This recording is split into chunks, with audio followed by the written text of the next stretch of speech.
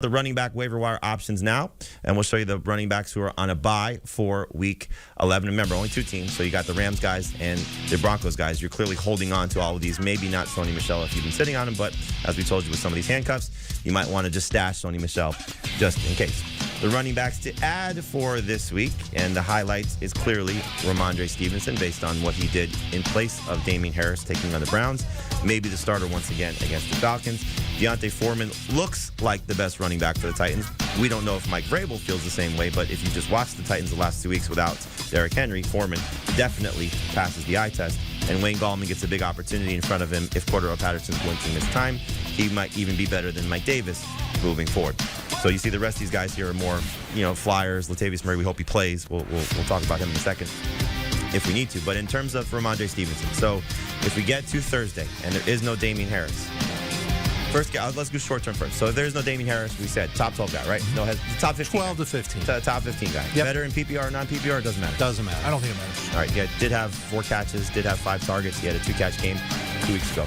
Let's talk more long-term, though. So Harris is back. How do we see this shaking out in terms of who's going to be the best Patriots running back for the rest of the season? I would be very wary of the 3-headed monster until there was some separation. And that would mean that Brandon Bolden's still handling the majority of that passing downs work, so still the candidate to get maybe 3 or 4 catches per game, but he'll only work on those third downs and long second downs, maybe the 2-minute drill. That means Stevenson and Harris would split the rushing downs work. Maybe Stevenson works in there a little bit more on passing downs, but not enough to really matter. I would imagine that Stevenson gives the Patriots a little bit more juice in their run game than Damien Harris at this point. That's a guess. But I think it could be a little frustrating if all 3 are healthy. Heath, in terms of the Titans' backfield with Foreman and Adrian Peterson, who's sitting, I think, at like 82% with his roster percentage, and Jeremy Nichols, who has been stuck in the passing downs role still, but hasn't done very much with that because they really haven't needed him in that regard. Do you think Foreman is going to take over? I really don't think that Adrian Peterson's going to disappear this week. I think they got one more week against a bad Texans team where we see maybe 10 or 12 carries for Foreman, 10 or 12 carries for Peterson. And against this defense, they might both get into the end zone and score 10 to 12 PPR fantasy points. I think they're both fine flexes. I would prefer Foreman just because there's a chance that he could break a long one and really kind of make your day. But they're both flexes for me this week. And there is a revenge game factor. Started his career with the Texans, so we'll see if that matters to him and they give him an opportunity to maybe punch one in to throw it in the Texans' face.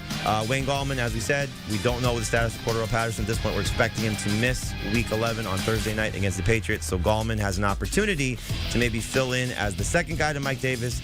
Dave, do you see a scenario, though, where Gallman maybe takes over for Mike Davis the rest of the season because Davis has really been struggling? Could I see it? Yeah, because I've seen Wayne Gallman play in garbage time, and he's looked pretty good, but it's in garbage time. Mike Davis has been given every opportunity to be the traditional running back in this Atlanta offense, and he's not done very well with it, and the Falcons haven't done anything to take him out of it. Maybe now they make a change. I'm not so sure it'll be a good thing, but Gallman is an interesting guy to speculate on. Remember, he was the Giants' lead running back for a spell last year. He scored a bunch of touchdowns. So we know that he can play. We know that he's got fresh legs. It's just a matter of whether or not the Falcons agree. So far this season, they have not. All right, and Latavius Murray still dealing with the ankle injury, missed the last 3 games, but Devontae Freeman hasn't done enough, at least in my opinion, to run away with the job. We'll see what happens if Murray's able to come back. He did score a touchdown in 6 of his first 8 games. I think it was 5 of his first 7 games. He certainly found the end zone as the guy for the Ravens. We'll find out what happens when he's back and sharing the ball with Devontae Freeman.